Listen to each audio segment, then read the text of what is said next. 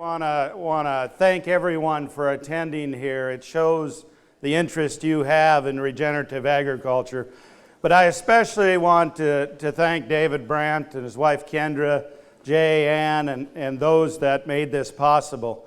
You know, many, many years ago when I started down this path of regenerative ag, I see many people here. Steve Groff's here. Those of us who started know it was a pretty lonely trek early on. And the one person I could really relate to was David. And we knew each other for many years, and it wasn't until 2011 was the first time we got to meet in person.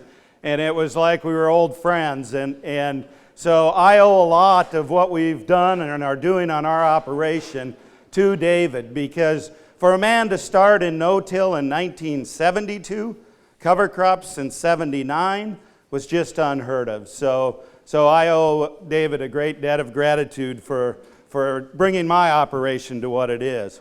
So I was asked to come here and speak today about how we blend things together on our operation near Bismarck, North Dakota, and think of our farm as an ecosystem. Now, most of you, when you hear North Dakota, think, well, it's a little bit cold there, and it is. This is an actual photo that was shown by the local weather service, and that is a skunk froze on the road, and a lot of people felt sorry for the skunk. I thought it was kind of funny, but you know, so when you think of North Dakota, you often think, boy, they're up there. That's tundra. That's muskox country. Those are not muskox there. That's 350 of my cow-calf pairs grazing cover crops at 40 degrees below zero. And I got to be honest, I actually felt a little sorry for my son as I sat in the pickup and made him go out and take that picture, but I made sure he made it back. See, cattle in North Dakota do have a way of staying warm, though, just to let you know. Yeah. This winter's been a little bit bitter. We had over 100 inches of snow by early January, and things were a little rough, but the livestock made it through just fine. So what do we have in common? You know, what does a rancher from North Dakota have in common with a farmer in Iowa or Pennsylvania or Washington or Canada, no matter where you're from? What do we have in common? The answer, of course, is soil. You know, I'm blessed in that I get to spend about 6 months out of the year traveling all over the world talking about soil health. And I can honestly say that no matter where I go, I'm 100% confident that the principles that I use to get our ranch to be an ecosystem in North Dakota are the same as they are no matter where I'm talking. You know, I often tell people, when I come to a group and they'll say, yeah, it works in North Dakota, but it won't work here. No, it will work on your operation.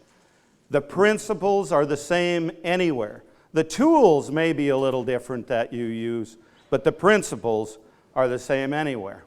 Now, a little bit about our operation. Our ranch is about 5,000 acres located directly outside the city of Bismarck. The ranch was founded by my in-laws in 1956. We get about 15 to 16 inches of total precipitation. 10 to 11 inches from rain, and the other 4 to 5 inches is from the 70 plus inches of snow that we normally get. When my in-laws farmed it, there's about 2,000 acres of cropland. It was heavy, heavy tillage. And they farmed it half crop, half summer fallow. And the crops were all small grains, primarily spring wheat, oats, and barley. A lot of tillage, synthetic fertilizers, some pesticides, some fungicides, and the land lay fallow every other year. All monocultures. Now, I was very fortunate in 1991 when my wife and I bought that operation from them that we did some baseline soils work. NRCS came out and they did some infiltration tests. What they found is we could only infiltrate 1/2 of an inch of rainfall per hour. Now, much of the rainfall we get in our location is in late May, June, comes as thunderstorms. We might get 2 to 3 inches in a downpour. Well, I was losing most of that. It was running off. It wasn't infiltrating into the soil. Now, NRCS also did some soil testing, and what they found on our cropland organic matter levels were only from 1.6 to 1.9%. Now, historically speaking, soil scientists tell us that in that area of the northern plains, we should have been in the 7 to 8% range. So in other words, we had lost over 75% of the organic matter in our soils due to the farming practices. Now, our grazing system, we have a little over 3,000 acres of grazing land in perennials. 2,000 of that is true native rangeland. To our knowledge, it's never ever been tilled. Then another 1,000 was cropland at one time that has been put back into perennials. When my in-laws farmed the operation, they could run about 65 cow-calf pairs and 20 yearlings is all on those acres. It was season-long grazing. We'd calve in the corrals, cattle would get moved out to those pastures, graze on them the entire summer, then they might run on crop aftermath for a little while, and then they'd be fed hay 6 months out of the year. I really came through the 90s to realize that I had degraded the resource. And through tillage, my topsoil was eroding. The organic matter was leaving. Ray Archuleta said it best when he put this slide together, and I hate to give him too much credit, but it's true. When he titled this slide, "This soil is naked, hungry, thirsty, and running a fever." And I realized that was what I had been doing with my operation. And I had come to accept that degraded resource. As I said, when I travel around the country and around the world speaking, I get people that say, "Yeah, but you don't understand. This is our soil type." No, you don't understand. You have come to accept the resource you have. It's degraded. And I can honestly say I have never, ever been on an operation anywhere that's not degraded, including my own.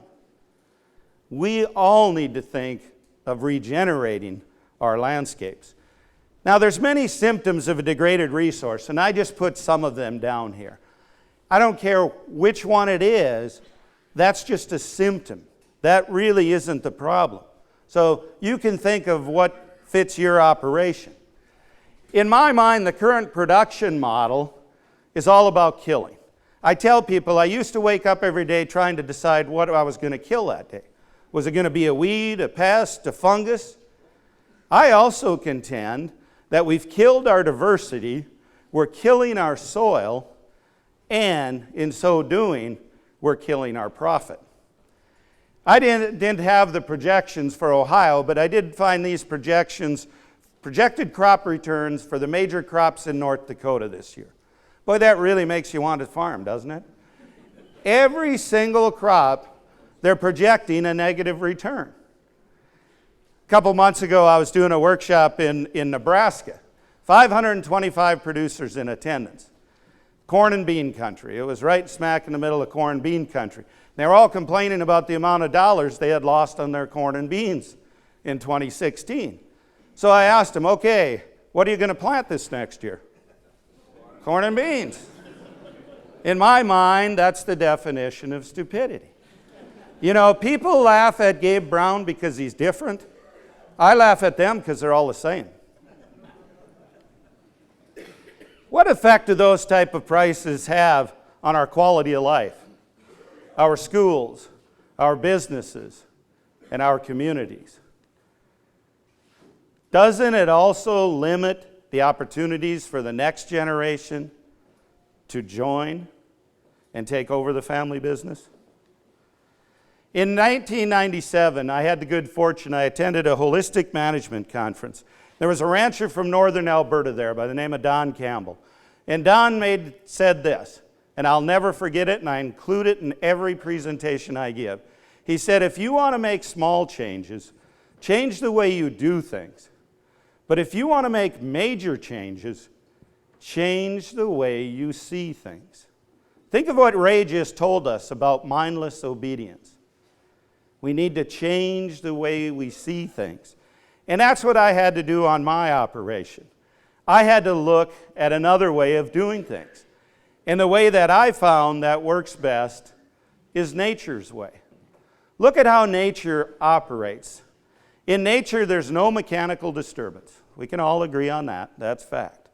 In nature, there's always armor on the soil surface. Nature tries to cover herself, as Ray said. That's why if you go out and have bare fallow, you're going to get weeds coming. Nature's trying to cover herself. She's trying to protect the soil surface. Nature cycles water very efficiently. Through our farming practices, as Ray showed, we've destroyed that water cycle. We need to heal it. In nature, there's living plant root networks. And those networks are very efficient at cycling and moving nutrients via the biology. Also, I get really upset when we consider what we're doing in farming and ranching today as conventional. I argue this is conventional. Nature has been around for thousands and thousands of years. That's the model we need to emulate. Take a look at this photo here. This is a lake bed in Australia. Why on the top is it dark? What's the difference? That's sand. Yet all of a sudden, did a glacier come and leave a layer of topsoil there? No. What formed that topsoil? I'm sure we've all driven through the mountains and seen something like this, a tree growing out of a rock. Is there a pocket of soil in the middle of that rock that tree is rooted into? No. The greatest geological force on Earth is life itself. It's the liquid carbon pathway. Plants take in CO2 out of the atmosphere, photosynthesis occurs, a portion of that is translocated to the roots where it's leaked out as root exudates. And Ray showed this photo. That's a root tip leaking those root exudates out. That, ladies and gentlemen, is how all of us in this room who are in production agriculture get our profits. We have to have that functioning properly so that we can make a profit. Now, what happens with those root exudates? A large part of it is consumed by biology, microbes. Part of it is converted to carbonic acid, and that's what breaks down the rocks, help making nutrients available to the plants. Nature takes care of this for us. 85 to 90% of plant nutrient acquisition occurs via biology. It's mediated by the biology. How many of you, when you go to the agronomy center, does your agronomist talk about biology? Fire them. 85 to 90% has to go through biology. Shouldn't they be talking to you about that? What did Ray say? Unlearn, learn, relearn, right? It's the biology in the soil that make those nutrients available to us. The other thing that occurs that we don't pay a lot of attention to is that fungal network. Ray mentioned it. Fungi are very, very important. Mycorrhizal fungi secretes a glue called glomalin. That, along with biology, forms a sticky substance that starts the formation of soil particles. This is what a healthy, functioning soil should look like. I call it black cottage cheese. Some people call it chocolate cake. All soil should look like that. We had the opportunity yesterday to dig some soil on David's operation here. That's what David's soil looks like. Yet I'm told in Ohio it's clay. It can't look like that. Really? Okay. Only on David's. I get it. Plant and soil are one. I get asked all the time, Gabe, what's the number one thing that makes your operation what it is? I tell them I grow things. I have a living plant as long as possible throughout the year on all of my acres. Growing topsoil is a biological process, and we can grow topsoil. We can grow topsoil much, much quicker than the scientists used to think possible. Growing plants cycle carbon. Today's model misuses carbon. Let's take a look at what we do in production agriculture today. We use synthetic fertilizers, many producers do, that accelerates carbon release. Then we'll combine a crop. Now, that is needed for us to convert that to cash. But realize when we do so, we're removing carbon. Now, if you're in cowboy country like I am, they remove all the residue they can off the field. Oh, we need that straw for bedding. Well, don't we think that that field needs that straw worse? Okay, if they don't remove it, they'll just till it. Tillage releases carbon. No doubt about that. The result is a degraded ecosystem. That's what we have in production agriculture today all over the world. One of the benefits about having a big mouth and traveling around is I get a lot of scientists coming to my place and they want to do research. Now, the majority of them show up and they say, well, I need you to plant a monoculture here and do this. And I say, no. If you're going to study my place, you're going to do it under my constraints and in my system. So I was fortunate enough that I had a group of scientists come to the place about 1.5 years ago. And they decided to look at 4 operations, mine and 3 others. All these are in very close proximity, all the same soil types. And they're in such close proximity that I guarantee you the rainfall is not much different. We're going to take a look at those 4. First operation's an organic operation. Now, this operator, to his credit, is very diverse. I mean, he grows corn and spring wheat and winter wheat and barley and oats and soybeans and dry edible beans and alfalfas and clovers. Very, very diverse operation. No livestock, but he tills. Now, it just so happens the year that the scientists were there, 3 of these operations grew sunflowers. But take a look at that soil. You see how it's crusted, how it's capped on the soil surface? How's water going to infiltrate in there? The infiltration tests on this producer's operation showed that we could infiltrate about 0.6 tenths of an inch per hour. Okay? That's it. You can see how the horizontal breaks in there from the tillage.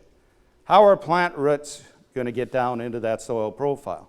How's water going to infiltrate?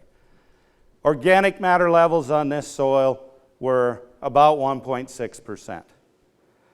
Second operation was, he considers himself a no-tiller. I'd call him a minimum till because he does have points on his seeder. He also applies anhydrous in those points. Very low diversity. He only grew for 35 years. The only 2 crops this gentleman grew were flax and spring wheat. That's it. Just keeps rotating. This photo was taken in the fall of 2015. He had seeded spring wheat on this field. May 22nd, we had 3.5 inches of rain in 45 minutes, washed his entire spring wheat crop away, and he had to plant sunflowers. I told my son, see, that's God's way of making him get diversity. You know? So he did plant sunflowers. You look at this soil, the same conditions exist. Crusting on the soil surface, horizontal breaking. If I back up, if this allows me to do that, you would think those were the same 2 soils, same field, correct? Not much difference. Infiltration rates were slightly better at about 0.7 of an inch per hour on this field. Organic matter levels were pretty much the same, 1.5 to 1.7%. Okay, third operation. This operator, large operation, almost 40,000 cropland acres. Medium, what I call medium diversity, corn, sunflowers, malting barley, spring wheat, soybeans. No cover crops, no livestock. High use, though, of synthetics, fertilizers, pesticides, fungicides, seed treatments. Take a look at that soil. That's 20 plus years no-till. That's the poorest soil we looked at. It is like a brick. The high use of synthetic fertilizers has destroyed that soil. Infiltration rates were the poorest. They measured at less than 1/2 of an inch per hour. Organic matter levels were about 1.9%. Look at that. That's 20 years of no-till. And yet I talk to many, many no-till groups that say, I'm a no-tiller, I got it figured out. Really? Really? Fourth operation was our operation. We've been no-till 100% since 1994. We have high diversity of our cash crops and cover crops, as I'm going to show you coming up. We integrate livestock on all of our cropland. We have used 0 synthetics. But by that I mean fertilizers, pesticides, and fungicides since 2007. We do occasionally use a herbicide. Now, Dr. Haney's going to explain this afternoon, but I put this slide in there just to preface the following slide. Dr. Haney says that soil organic matter is the house that microbes live in. Water extractable organic carbon is the food that they eat. So on the next slide here, I'm going to show you the test results that Dr. Haney ran from those 4 operations. Look at that. That's pounds of nitrogen, phosphorus, and potassium. There ain't a lick of difference between those other 3 operations. Okay? Now look at the bottom line, which is my operation. 0 synthetics added since 2007. For years, as I traveled around speaking, people would tell me, Gabe, your system's going to crash.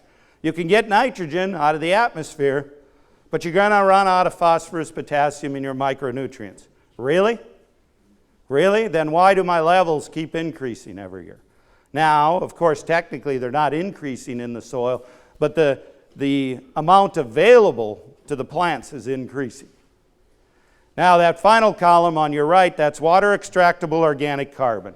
And I'm going to let Dr. Haney explain all about it, but that's the food that biology eats.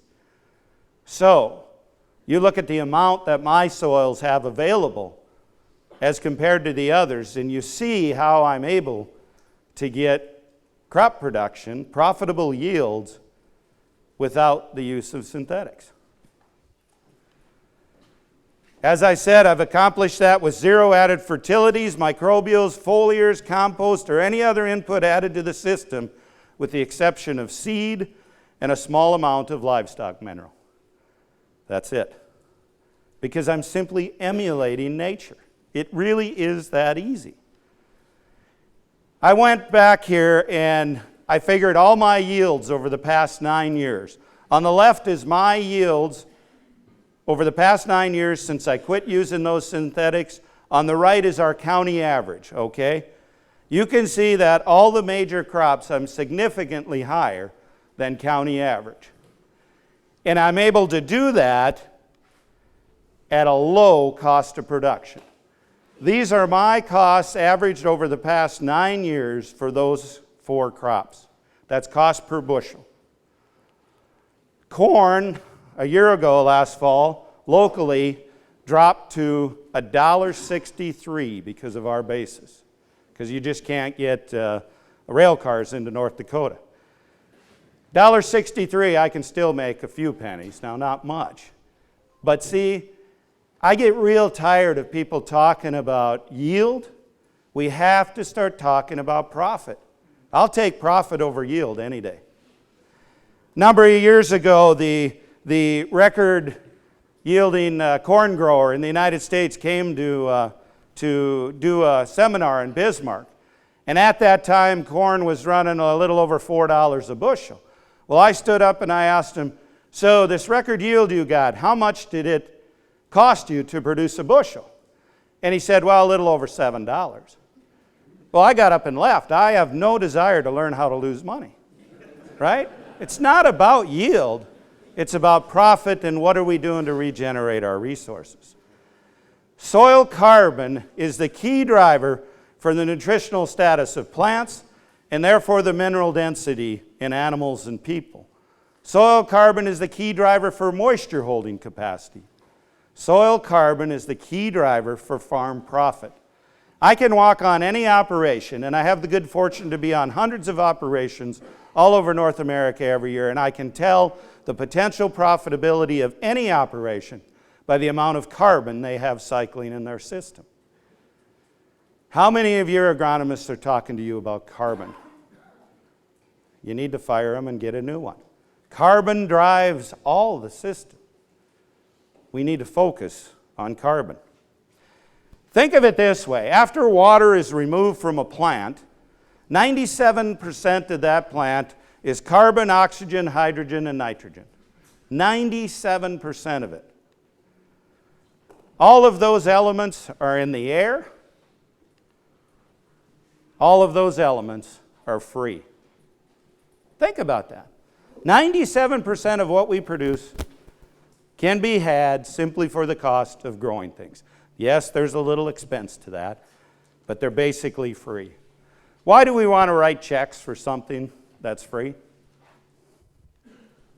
Okay, what about micronutrients? I so wish when I started moving down this path that I would have had the foresight to archive some of my soils, because then I would have been able to go back and have it tested today to see the amount of micronutrients I had available at the time. This is data from a friend of mine in Australia, Colin Seiss. He did have the foresight to archive some of his soils when he started. Look at all those micronutrients. This is the percent increase in all those micronutrients, both available and total, in the past 20 years since he's moved down a regenerative path. People say, oh, I can't produce, I'm short of these micronutrients. Really? If we grow things and focus on healing our ecosystems, we can increase the availability of those micronutrients. On Colin's operation, organic carbon has increased over 200%. That's phenomenal. I get really tired about people talking about climate change. We can take care of that as producers if we move to a regenerative model, because we'll put that carbon back in the cycle where it belongs. It isn't rocket science. We just have to grow things. So, how did our operations grow soils? Simply by following the principles of nature. When people pull into my driveway, this is the sign they see. I want everybody to know that we're different. We farm right along Interstate 94, main highway going through North Dakota. Every experiment I try, I'm going to do it right there along that highway to give people something to talk about. I want to be regenerative, and I want to show people how we can do that. So the first thing one has to ask himself is, what resources do you have available? What land? What livestock genetics? Dollars play a part, and then it's people. Okay? So I'm going to show you what we've been able to do on our operation. This is our cash flow statement on our ranch. We start with soil, water, and sunlight, and carbon. That drives all of our cash crops, our cover crops, and all our perennials.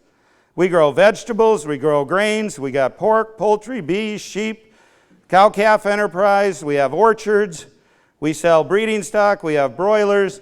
Everything down below is how we convert it to dollars, and then we direct market as much as we can directly to the end user. I have zero desire to produce commodities. People laugh at me because I'm different. I laugh at them because they're all the same.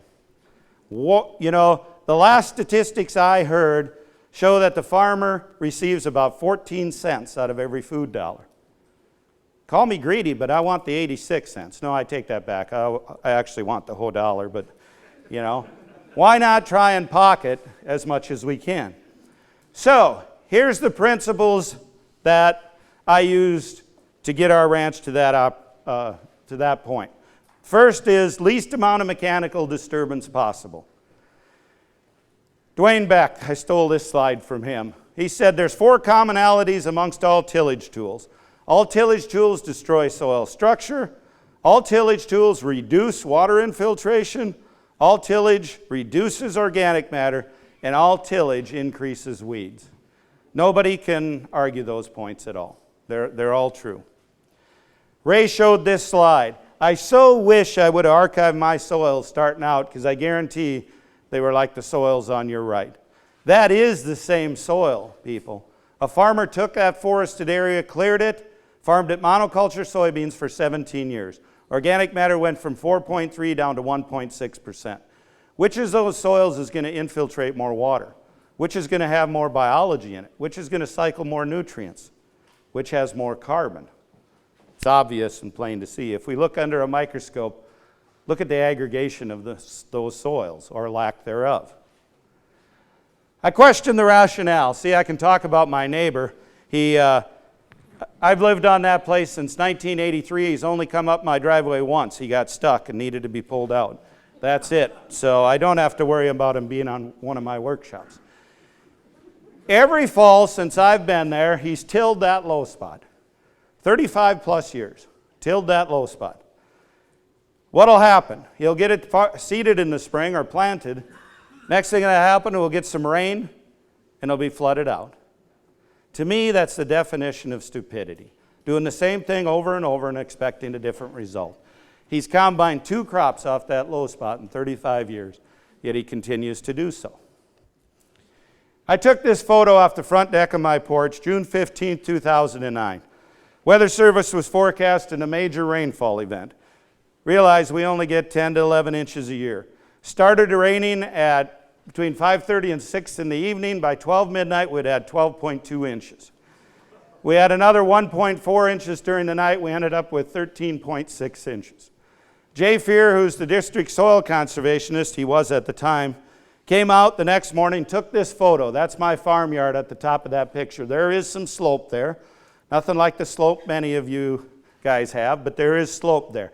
Now I'm a little embarrassed. There's a few bare spots there, but that doesn't look too bad for 13.6 inches of rain. Jay also dug a spade full of soil, and that's the spade full of soil he took. He makes the comment when he shows these pictures in his presentations, you could have drove across that field with any farm implement and not made a rut. It's not how much rainfall you get, how much can your soil infiltrate and then move throughout and then store via the organic matter levels. So, I mentioned that we could only infiltrate half of an inch of rainfall per hour when we started. Here's what we can do now. This team of scientists that were there in the fall of 2015, this is an inch of rainfall on one of my cropland fields. So the answer is 9 seconds. We went from half of an inch per hour to 1 inch in 9 seconds. The second inch infiltrated in 16 seconds. So we infiltrate 2 inches in 25 seconds. I've never seen it rain 2 inches in 25 seconds. I feel confident that we've regenerated that soil to the point I'm going to capture every raindrop where it falls. You know, it amazes me. I was doing some workshops in this past January in California. They were talking about this drought. They're under this drought, they're under this drought, and they just don't get moisture. I said, well, how much moisture do you get? Well, we've only had 32 inches this year. I'm going, what? Really? That's a drought, huh? We create our own droughts. If we focus on the resource, we can be very resilient to the changes in weather. That kind of infiltration is only going to happen with good soil aggregation and structure, and one must have high populations of mycorrhizal fungi in order to form those soil aggregates. In 2003, I had the real good fortune that Dr. Chris Nichols, who's now with the Rodale Institute, came on my operation, and she said, Gabe, you're advancing your soils, but they will never become sustainable as long as you use high rates of synthetic fertilizer. So what I did for the next 4 years is I did split trials, 2004 through 2007. Would fertilize part of a field, no fertilizer on the other part. All 4 years, the change we saw was so dramatic, we just quit all use of synthetic fertilizers. It has been one of the major reasons our soil has moved to the point it is. Now, I am not standing here to tell all of you to remove your synthetic fertilizer immediately. If you do so, you will have a wreck if you're using synthetics. Soil is like a drug addict. You need to wean it off slowly. Dr. Haney is going to explain this afternoon how to do that. And it works. Once you remove the synthetics, you're going to start building those soil aggregates again because you'll have higher and higher populations of mycorrhizal fungi, which are needed to do so. Ray showed this picture, but I wanted to show it again. That's a pine seedling. Look at its roots in the middle there. All that surrounding is mycorrhizal fungi. Do you know that soils with high populations of mycorrhizal fungi have the ability to transfer 50 to 100 times more water? What we do as operators have a direct impact on the water in our soils. Arbuscular mycorrhizal fungi have the ability to form associations with plant roots, thus helping those roots ward off nematodes and pathogens. So they also play an important role in the health of our plants. This is Dr. David Johnson at New Mexico State University, and he did some fascinating work here. Let me ask this question. What's the most important nutrient or element for a plant when it starts growing? Nitrogen? Air? Phosphorus? Potassium? Take a look at this. You need a correlation of about 0.8 in order for it to be meaningful. Nitrogen, 0.001. In other words, that doesn't matter at all to a plant. Phosphorus, 0.041, meaningless. Potassium, 0.003. Organic matter, 0.12, a little better, but still meaningless. The number one reason for plant health early on is the fungal to bacterial ratio in your soil. The more fungal component you have in your soils, the healthier that plant is going to be. What you see there is different fungal to bacterial ratios. Those seedlings were all planted the same day. The only difference in that soil was the amount of fungus. Isn't that amazing? Are your agronomists talking to you about that? So, on the northern plains where I'm from, this is a test back from '05, work that Jay Fear did. This is on your right there, the bacterial ratio shows number of bacteria, 2243, total fungal, 205. 10 to 1 the opposite way of what it should be, right? Here's my soil test from the same day. 405, 274. I'm not quite 1 to 1, but I'm getting close. This was back in '05. The more fungal component you have, the better. What's going to make our soils more bacteria dominant? Tillage, synthetics, right? What are we doing as producers? We're trying to put a Band-Aid on one foot while we're shooting the other, right? Ways to increase mycorrhizal fungi. Reduce or eliminate chemicals, tillage, synthetic fertilizers, and have a living plant root in the ground as long as possible. Gee, isn't that amazing? That's what nature does. One thing we do on our operation then, we try and plant mycorrhizal friendly species in our mixes. David and Jay can sure help you get those species. Oats, barley, flax, clovers, sunflowers, and there's many more. We will put them in a mix. When we take over a new piece of ground, we'll plant it to a mycorrhizal friendly mix in order to spur the population of mycorrhizal fungi. Michael Thompson's in the room. Raise your hand, young man. Right here he is, sitting there. This young guy amazes me. I often get asked, how fast can you change your soils? This is how fast Michael did. 3 years' time. Just look at that. That's absolutely amazing. We can make significant differences in a very short time. 3 years. Which of those soils is going to infiltrate more water? Which is going to cycle more carbon? Which is going to have more living biology? Easy to see. 3 years' time, same soils. Hats off to you, Michael. Principle number 2, armor on the soil surface. Look at native prairie. This is some of the native prairie on my operation. Ray talked about the raindrops falling. You saw the rainfall simulator here. That soil is protected. Yet my neighbors tend to go and do this. What's protecting that soil?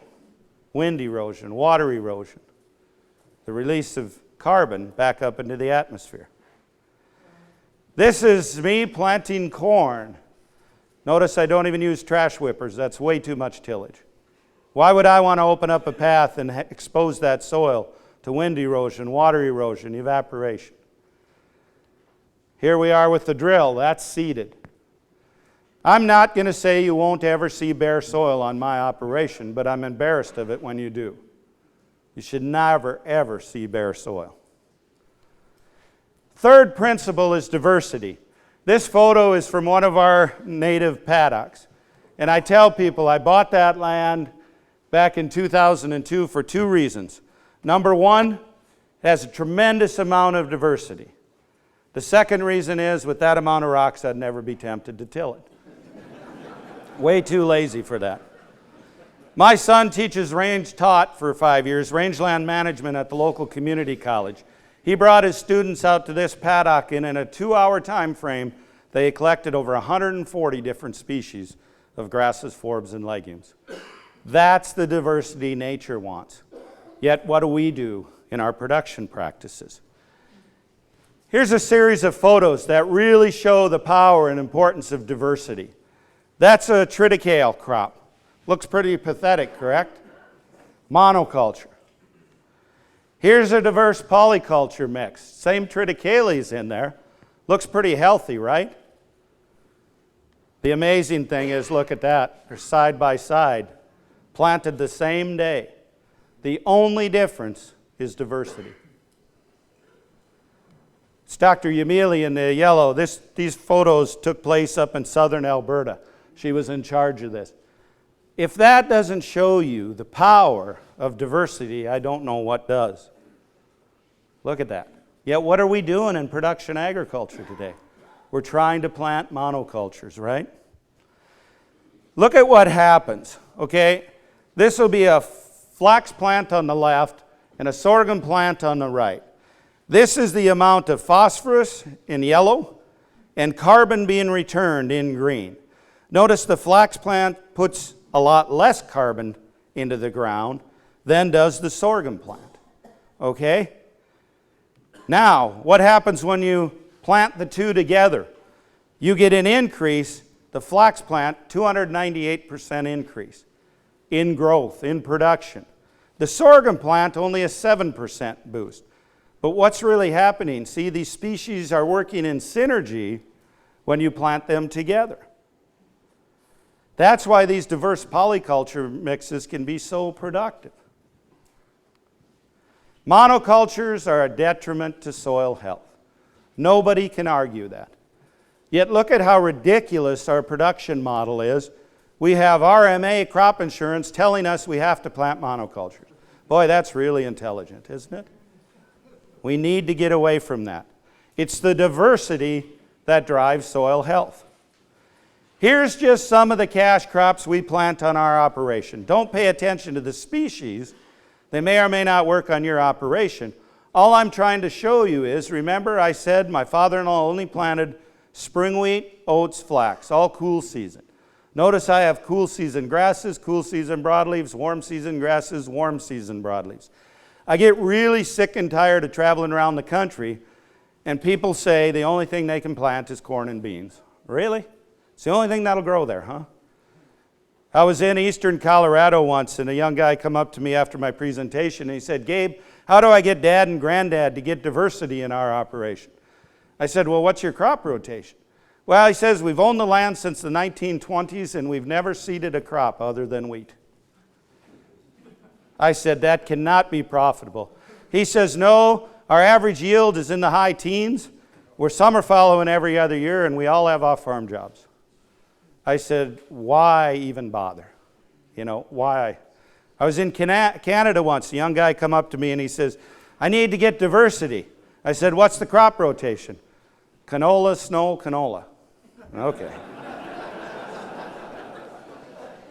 So here's just some of the things we're doing on our operation to get diversity. In the upper left there, that's oats with 3 types of clover growing in it.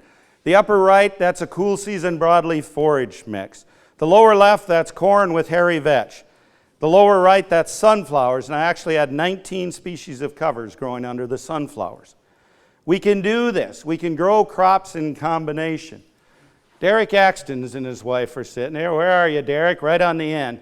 You need to visit with that young family and see what they're doing with polyculture cash crops. Absolutely amazing. In Canada. No excuse can't be done where you're at.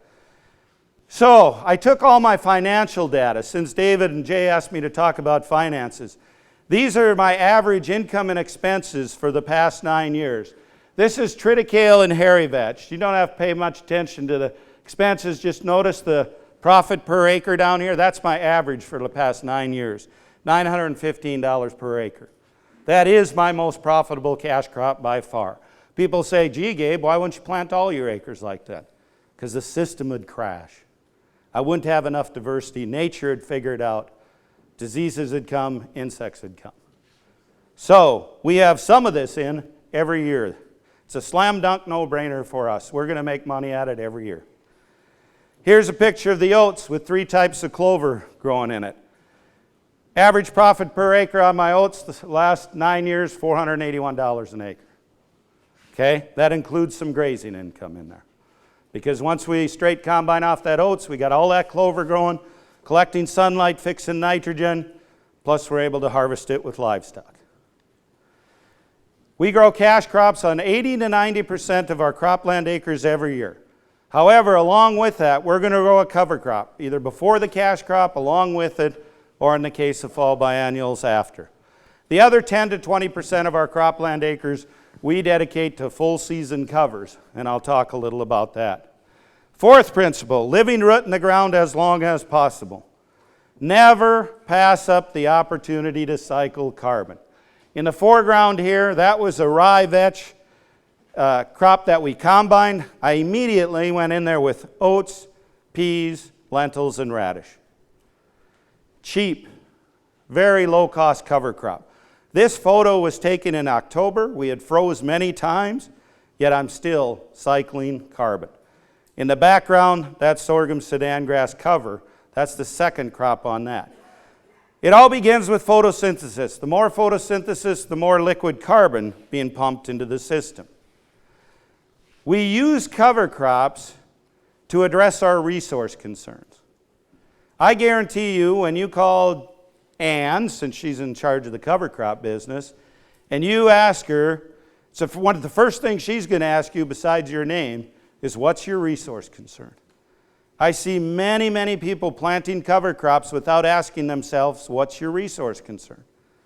And then they're planting the wrong cover crop to address those concerns. What is it you're trying to do on those acres? Do you want to improve infiltration? Do you want to improve aggregate stability? Do you want to cycle nutrients? Do you have pest concerns? What is it you're trying to do?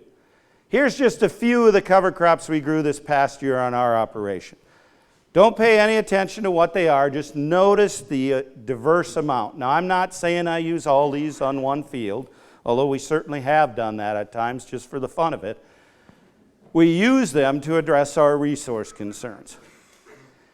You have to have diversity, not only above ground, but below ground. The old saying is, as is above, so is below.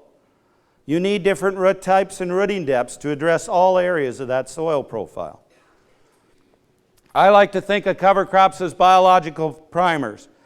Biological primer is a diverse cover crop that enhances the life and the function of the soil. That's what we're trying to do with covers. We're feeding the whole. We're feeding all the below ground biology and the above ground biology.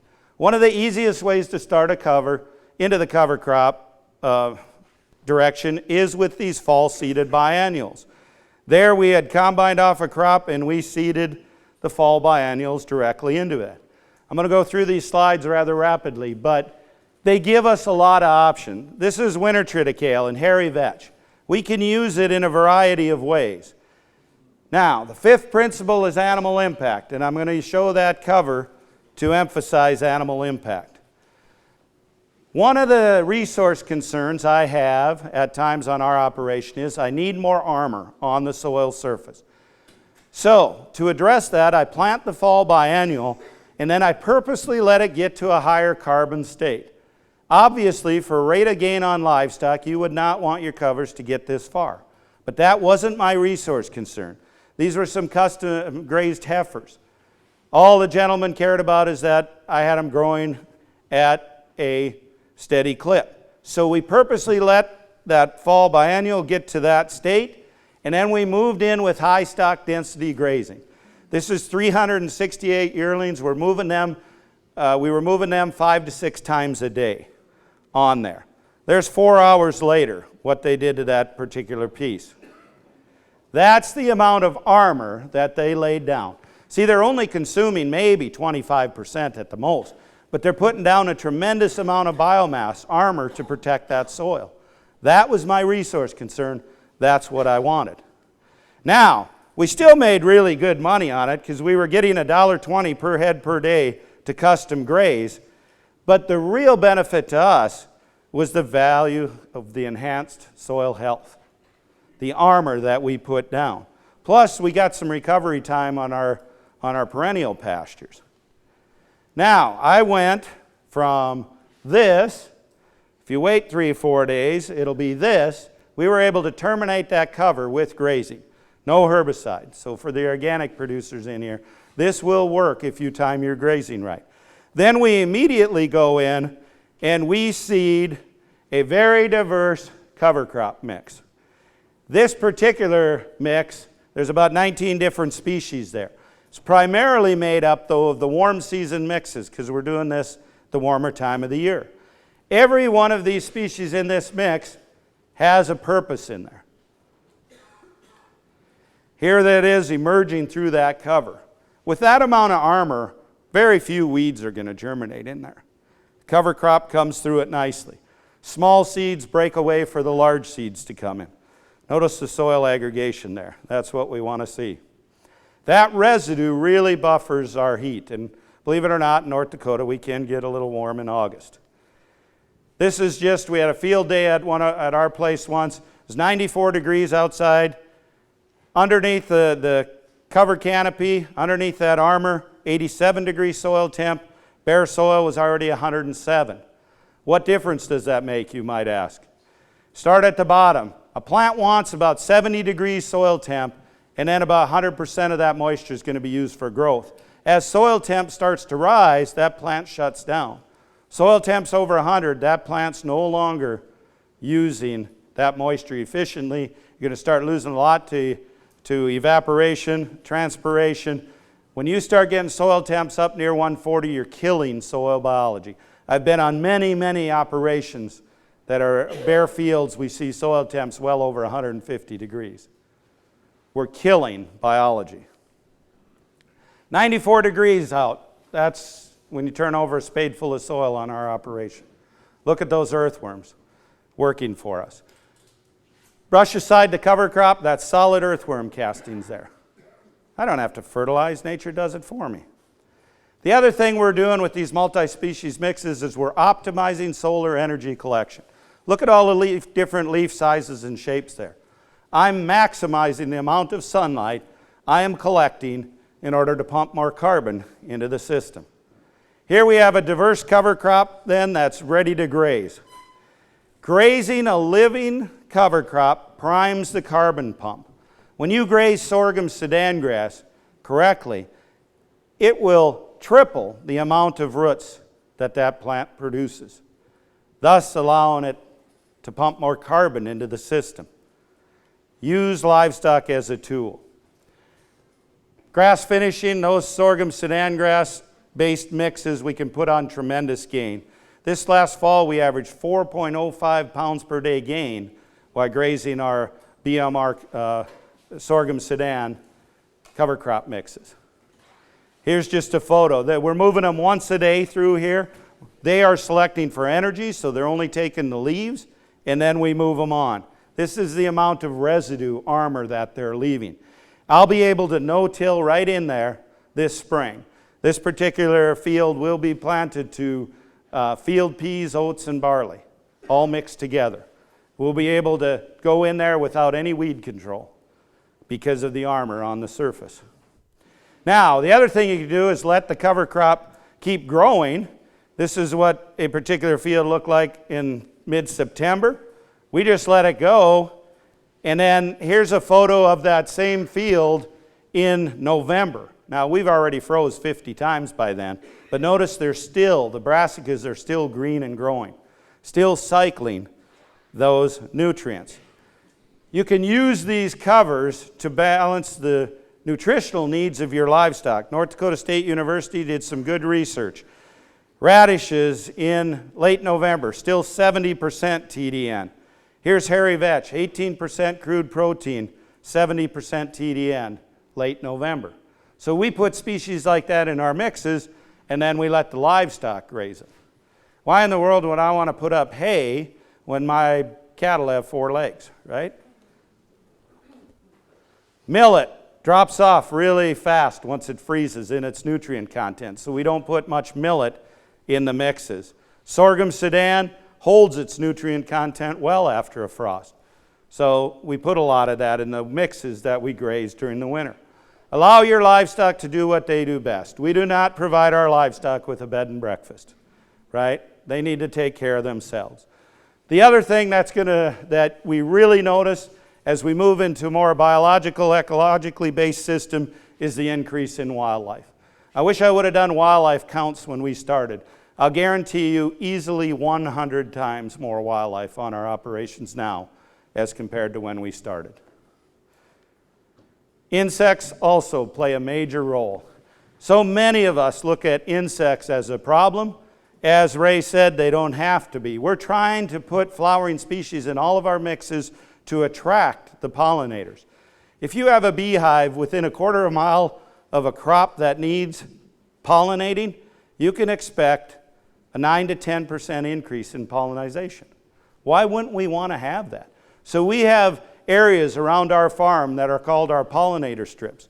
They're seeded back to perennial mixes that have a lot of flowering species in order to attract the pollinators and in order to be a home for all the predator insects. These are lady beetles, tremendous predators. We want them.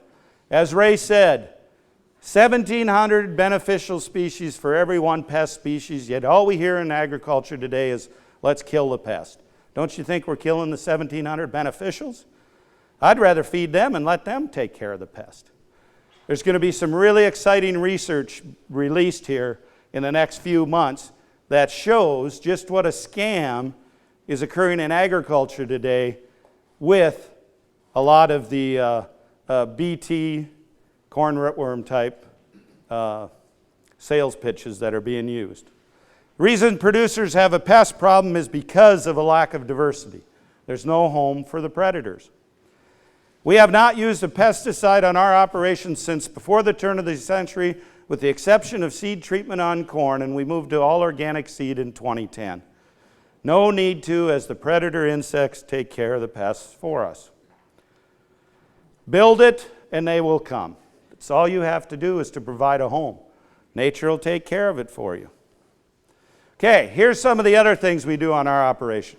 We run, I told you when my father-in-law had it, he could run 65 cow-calf pairs, about 25 yearlings. We're running 300 to 350 cow-calf pairs, 400 to 800 yearlings. We have grass-finished lamb. We finish those lambs on covers. And we finish them at about a year of age. They are very profitable for us. Last year, our net profit per ewe was $884. People laugh, why would you want sheep? Because I like making money, plain and simple. We run pastured pork, farrow out sows, then we finish them on covers or on perennial pastures. We estimate they get about a third of their nutritional needs from grazing. The other 2/3 comes from the screenings. See, we take our cash grain operation, we run that grain through a quick cleaner, clean out the screenings. That's what goes to feed the hogs. There, right before lunch I had to put that one on. That's pastured pork chops there. This is the most profitable enterprise on our operation per dollar invested. Last year our net profit per sow was $4,600. And I laugh. What's the price of hogs right now? Like 60 cents on the commodity market? Tremendous money out there. I get really upset when I go speak to groups and they say, oh, you know, we'd like our son or daughter to come back, but there's no money in it. Really? Really? There's no money in commodity agriculture. We run pastured land hens. We'll We'll have close to 2,000 of them this year. We take old stock trailers. That's an automatic door there, that little silver part. That's solar powered. In the morning, that opens that door up. At night, it closes it. The dolly wheel is an old auger. We just scrounge from auction sales. Just that hitch flips down. You pull it around with the quad. Got out the inside, put roost, nest box in the back, water tank up front. There you go. We move them around the pasture. We have 8 of these that we pull around. They follow the grass-finished beef by about 3 days, so they're sanitizing the land. Grass-finished beef had been on that cover crop. Then we come with the laying hens. Last spring, summer, and fall, we averaged $1,375 net profit per week from them. $5 a dozen. Can't even begin to produce enough eggs. They can buy eggs locally for less than 80 cents. No, there is a difference, and people are willing to pay for it. That's an organic free-range egg on the left. That's one of ours on the right. People are willing to pay for it. Why not use it to your advantage? Quickly now, cover crops then, we can use them for weed control. We have many fields on our operation. On that 2,000 acres of cropland, been 5 years with no herbicide. This was a sorghum sedan-based cover crop the previous fall. This photo was taken the next spring. I won't have any weed issues in that field for that year. How many weeds are going to emerge through that? That's the type of armor we need on the soil surface. This photo was a producer in Burleigh County. He had peas the previous year on each side of that tree row. On the left, he had planted a cover crop. He grazed that cover crop then. On the right, he didn't plant a cover crop. He had a herbicide pass in the fall. This is the next spring. Still no herbicide needed on the left. He's going to have to spray again on the right. It's a win-win-win situation. He makes money grazing it, makes money in savings from lack of chemical. Now, a lot of you may be saying, yeah, but the problem is we get too cold. Our soils are too cold. First of all, corn is a warm season grass. You should not be seeding it in winter, okay? This was a producer north of me about 20 miles. He said, I've got a real problem. He was moving into the no-till production model. Went up there, you could easily see what he planted the previous 5 years. It was corn, sunflowers, winter wheat, spring wheat, barley. The problem was not too much residue, it was a carbon-nitrogen ratio problem. He did not have enough diversity in his crop rotation of crops that were low in carbon, high in nitrogen. So, all he had to do was go in there and seed some cover crops, peas along with radish. Peas, low carbon crop, high in nitrogen. Radish will accumulate that nitrogen and release it. He also then added peas to his rotation. Radishes storing the nitrogen, they break down and release it, problem solved. Here's what we've done on our operation then. I said we started with 1.7 to 1.9% organic matter. Presently, we're at 6.3 to 6.9% on our cropland fields. We're significantly above that on our perennial pastures. What value does that have? If you just look at NPK and sulfur, for every 1% organic matter, you're going to have about $731 worth of nutrients. 5% organic matter soils, look at how many dollars worth of NP and K. Now, you'd have to plug your local prices in there to figure out what it's worth for you, but I'm sure it's close. Here's what we've done then since we moved down this path.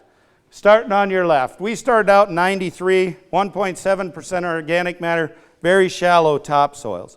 We started to diversify our cash crop rotation. We saw an uptick in organic matter. Also, when we went no-till, uptick in organic matter. By 1997, we were integrating more cover crops. Another uptick in organic matter levels, growing topsoil. Then we went to the multi-species covers in 2006. We also started integrating livestock. Took us to our soil to another level. Finally, we went to the multi-species integrating livestock grazing on that cropland. Another uptick in organic matter. And in 2013, we have a plot that we've got to 11.1% organic matter. That's what 11.1% organic matter soils look like. You can do this on your own operation. All of these things, whether it be equipment, no-till, diverse cash crops, diverse cover crops, livestock, they're all just tools to advance the resource.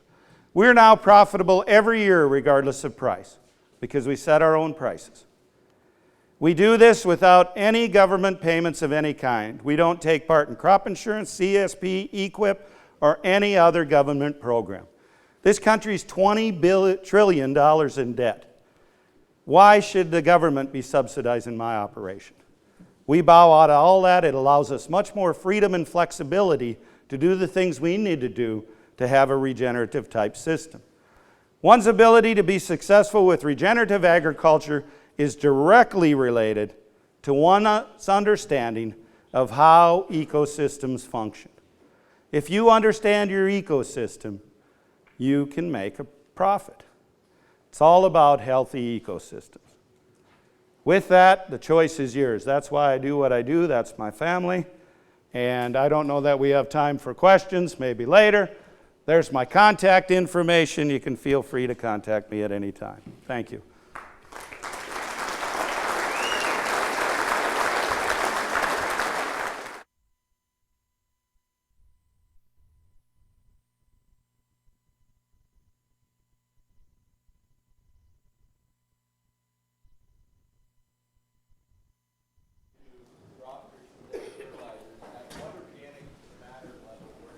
Yeah, the question was, when I decided to drop my synthetic fertilizers, what organic matter level was I at? It varied among, depending on where the land, how long I had been farming that particular land. But on my home place there, where I use most of those numbers are from, we were in the upper 4s. So we made a significant increase after that. Yep. Yes, sir.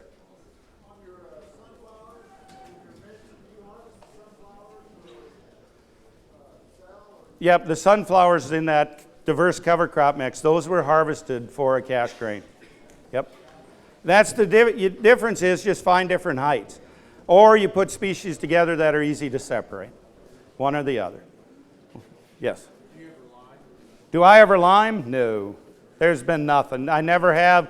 To our knowledge, that farm has never ever been limed. No reason to. Yes? What's your perspective on tile drainage with the organic matter? What's my perspective on tile drainage? Why in the hell would I want to get rid of water that I can use to grow a cover and improve my operation? Tile drainage was one of the most ridiculous things in agriculture today. Plain and simple. Yep. All right, so let's take about a 15 minute